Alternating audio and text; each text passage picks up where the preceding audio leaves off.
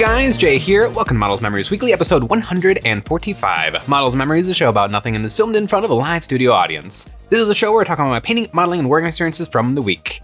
Now you might be thinking to yourself, Jay, you put out 3 videos a week. Could I possibly have more to say? Well, I do, and here goes. This week, Games Workshop surprised all of us with a whole bunch of new stuff, some teases and some just full-on minis that I get to look at. And I want to start with the Dark Angels. The Dark Angels are, of course, the first Space Marine Legion, and because they're the first Space Marine Legion, they were the second to get the Primaris treatment after my Black Templar. My Black Templar aren't even a first founding chapter, but they're so badass that they are like the poster boy Space Marines now. I absolutely love it. But the Dark Angels are pretty cool too.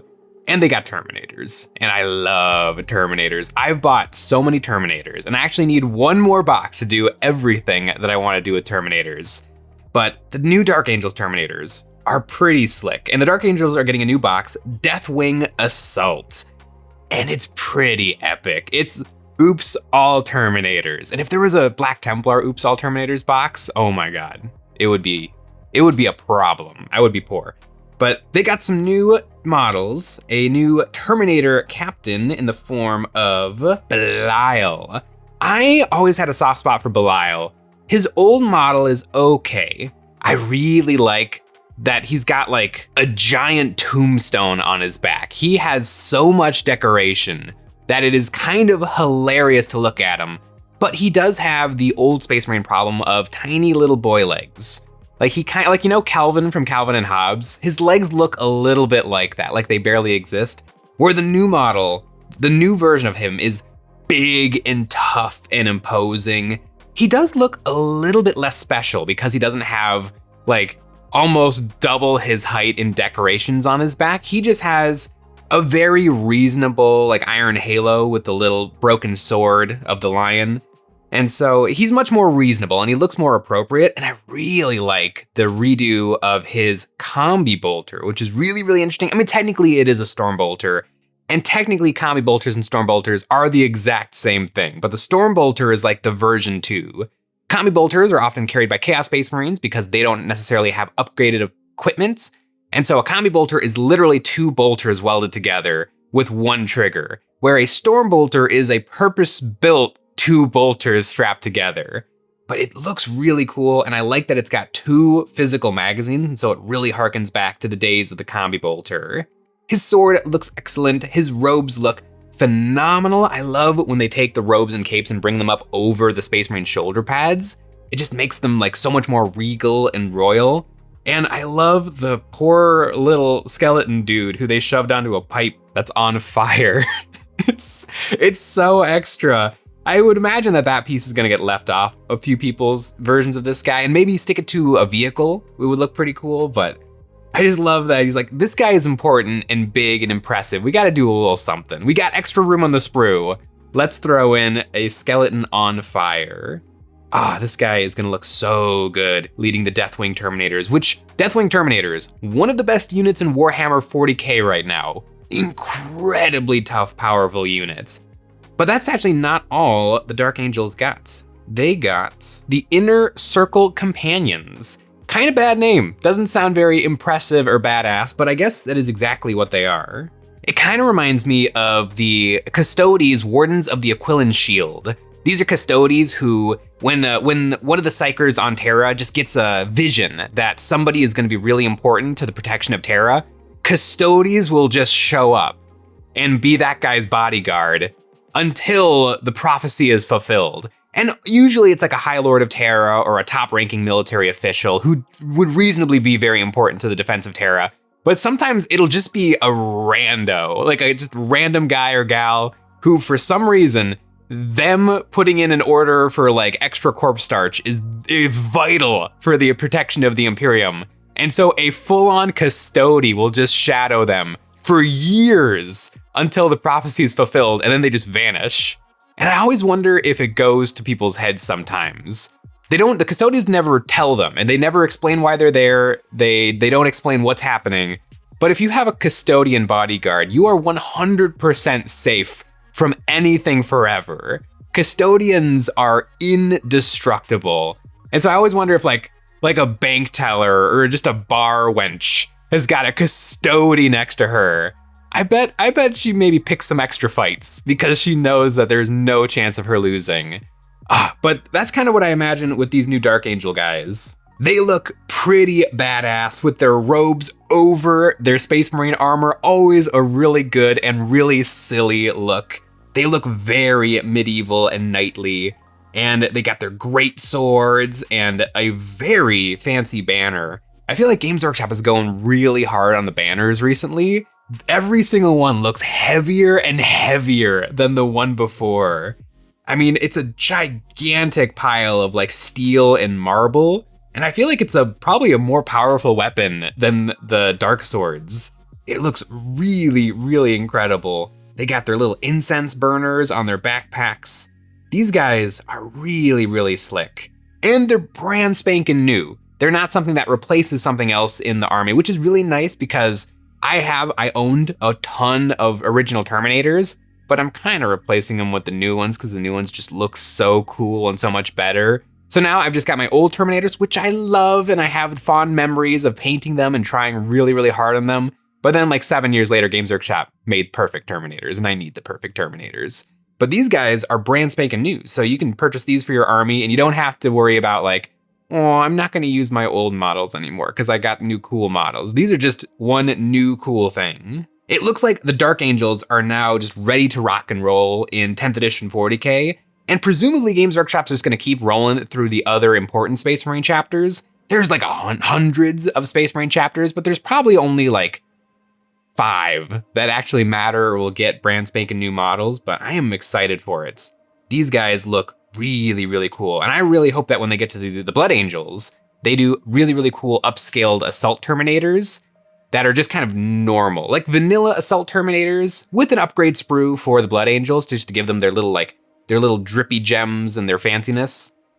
Because right now I have beautiful Terminators, but weird, clunky, old Assault Terminators, so I need Games Workshop to step it up a little bit. We don't get new Space Marine models very often, Games Workshop. You know, throw us a bone every now and then. Speaking of throwing us a bone, Games Workshop has brought back an absolute blast from the past, and it's kind of cool, but really confusing? Not confusing, just not wanted? I don't know. Battle for Macragge. Battle for Macragge was a Games Workshop starter set that featured Space Marines and Tyranids and the crashed Aquila Lander terrain, which I think is some of the best looking terrain Games Workshop has ever made. The Aquila Lander was actually a unit you can get from Forge World, or you could get from Forge World when Forge World was still a thing. Now it's just Warhammer.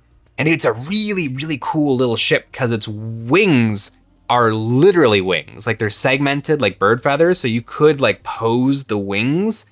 I don't think they flap or anything. I think it's just a style choice, but they must have taken one of those, smashed it up, and used that to make the mold for this terrain. And it looks really good. The only problem is, especially coming this year, we just got brand spanking new Gene Stealers, brand spanking new Termagants. We have Primera Space Marines now. All of these models are really old and tiny and like out of production and squatty and squishy and kind of bad. So I feel like if you get this box, you get awesome terrain. Some of the best Games Workshop has ever made, absolutely phenomenal. But in terms of actual miniatures, it's just kind of bad timing. Like we just got new Gene Stealers, and the new Gene Stealers are phenomenal. So I guess, I mean, in my collection, I have 30 old school Gene Stealers, so maybe there'd be something to having more of those just so that they all match. But I also have Gene Stealer Cult Army and a Tyranid Army, so maybe the old ones are for the Gene Stealer Cult and the new ones for the Tyranid Army. I don't know. I feel like it's a little bit of a rough buy, because it is a cool box with a ton of nostalgia and really, really good terrain. But the actual miniatures, like they re-released the Dark Eldar versus Space Marine box. And I feel like that's a cool box because those Dark Eldar are so old that they don't even look like current Dark Eldar. Like you can't get those miniatures anymore. But you can get all of these miniatures and you can get cooler versions of them. So I feel like this box isn't quite as exciting as some of the other Space Marine starter sets. If I could get the OG, like 2nd edition Warhammer 40k starter set where it had like 100 of the tiny one piece of plastic Gretchen. Like there'd be something to that, because I feel like that's so silly and dumb that it'd be worth having on the shelf. Where I have these old Ultramarines that are like 3 pieces. They're fine, but they're so small. Their feet don't even tip over the edge of their tiny 25mm bases. They are old, squatty Space Marines. So let me know in the comments below what you think of Battle for Macragge. Is it interesting, or is it just, it's a little bit too current? Like first edition or second edition, third edition, I feel like those boxes are so old you'd want them back. But moving on from there, I feel like the boxes are too current to like want them, or not current enough, because I would probably buy, what was the box that came with the Primaris Space Marines and the Death Guard? I would get that box if it was re-released right now, because it came with a lot of Death Guard and the current Death Guard. But I don't know, these guys, they're not Jimmy and my jams, they're not Flim and my flams. And I also already own all of these models.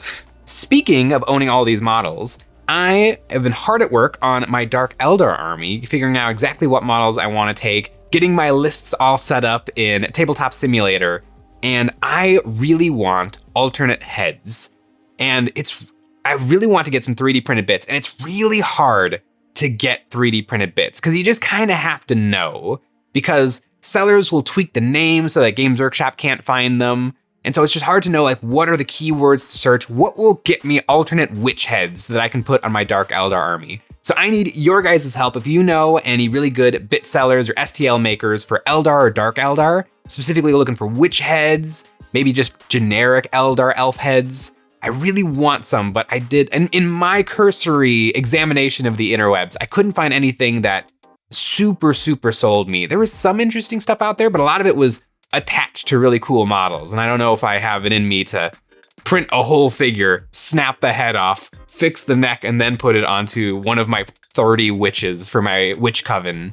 So let me know in the comments below any good bits that you've tried out or know about, and then I can hopefully take a look at those and print hundreds. Not hundreds, I don't plan on bringing that many witches. Man, Games Workshop in 10th edition did witches dirty. They are so weak in game. I guess they can throw out a bunch of strength 3 AP zip attacks, but literally, like, they're a close combat melee unit that just has no oomph at all. If you attach them to Lilith, they can at least be hitting on strength 4, I think AP 1, which makes them acceptable, borderline acceptable. But then you can't even attach squads together. Max squad 10, min squad 10. So you can't even be like, well, at least I can have a 30-man squad, a giant blob that is at least hard to shift. Like, there's nothing you can do with witches. It's horrible. But Dark Eldar at least do have plenty of really good options. And speaking of good options, in the upcoming year, Games Workshop has showed us the silhouette of some upcoming miniatures, and it's kind of exciting. The first silhouette is clearly a custodian, because you can see the motorcycle grip of their guardian spears. He looks a little Votani with this giant plume behind him, but I definitely think it is a Custodi. And I don't know what would be coming for the Custodis. I kind of wish that they would just redo the Custodis. They look really good, but they're like 30% too small. Custodi are supposed to be enormous. And right now they're like, if you put a little extra green stuff in them, you can get them at almost the height of a Primaris Space Marine, where they should be chonky. They should be large and in charge. So I don't know who this guy would be. It's probably just the captain or something, but I would like the Custodies to get a little something, especially because their coolest and awesomest stuff is all still Forge World. Their flyer, their transport, all of their super cool Aquilin dreadnoughts, all of those things are still Forge World resin, and they should be plastic. I see them in like every single Custodies list, and I always have to assume that they're like recasts or 3D prints because they look pretty good. And Forge World vehicles are misery to put together. So Games Workshop, just make them plastic.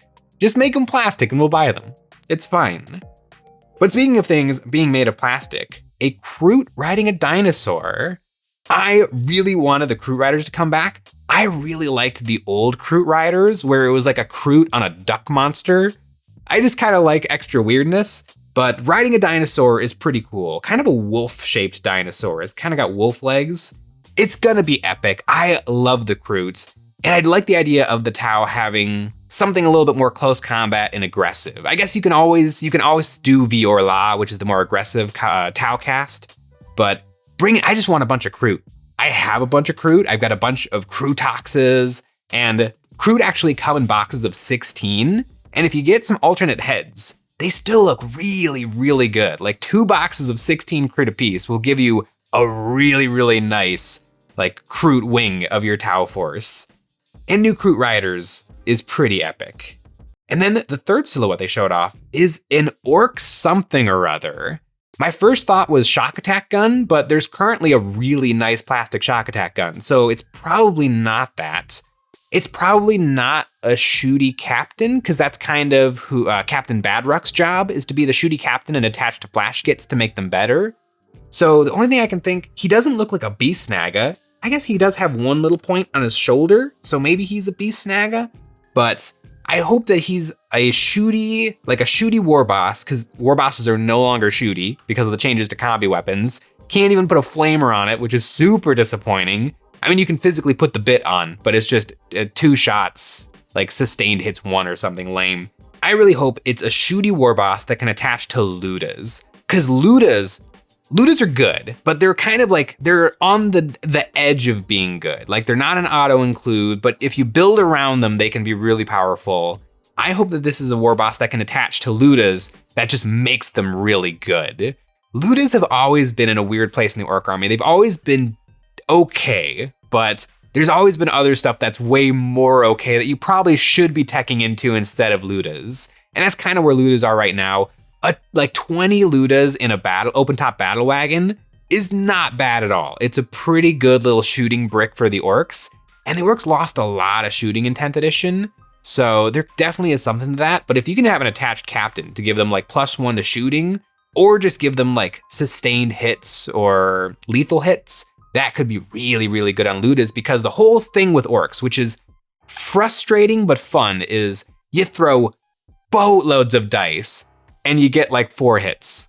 And then you go to the wounds and the saving throws. It really feels disappointing when you're throwing unbelievable amounts of dice and then not very much at all is happening. And it's part of the lore. Orcs are bad shots, but they should still be able to do some damage, so you just give them an obscene number of dice, and it just becomes annoying. Just count 10 dice, 10 dice, 10 dice, and then roll them and splash them on the table. So anything that you can do to tweak it into sustained hits or lethal hits so that they can still have bad shooting, but when they get their 5 and 6 rolls, the shots actually go through. I think that is a good way to handle it. It's kind of how the Daka Jet works now, as opposed to how it used to work, where it was also just boatloads of dice. So I'm really excited to see what this Orc guy is, because currently Orc shooting is poopy, and I would like it to be less poopy. I would at least like to have the option for it to be less poopy, because my Orc army is very close combat centric, but I wouldn't mind having 2 playstyles in my army that work really, really well. But speaking of things that work really, really well, the terrain available on our Patreon. Over there, we have new terrain every single month, and this month we have the Plasma Pipes, a totally tubular set of terrain that is perfectly ready to crisscross the battlefield, and it has little magnet slots, so it all snaps together nicely. And if you always want to be up to date on the goings on here at Eons of Battle and be entered into our monthly giveaways, this month we're picking 3 followers to receive this month's terrain. You can follow the link in the description below and sign up to our newsletter. I hope you all had a lovely holiday season, and I hope you got some cool minis out of it. That's the true meaning of Christmas.